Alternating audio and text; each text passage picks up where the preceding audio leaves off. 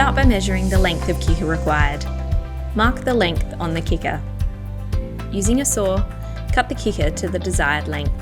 For the best result, we recommend a drop saw. Remove the protective plastic coating. Note, not all products have this coating.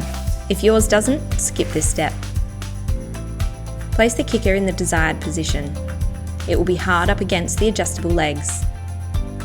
Use a tape measure to check the setback distance of the kicker.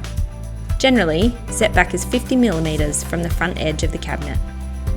On the base of the cabinet, measure out the setback distance plus half of the thickness of the kicker. Using this measurement, drill pilot holes through the base of the cabinet. Using a 45mm screw, screw through the bottom of the cabinet into the top edge of the kicker panel. If you're installing multiple kickers, install the first kicker before cutting your second. This ensures that you have an accurate measurement for the second kicker. If your floor is not perfectly level, scribe or shave off some kicker height as necessary.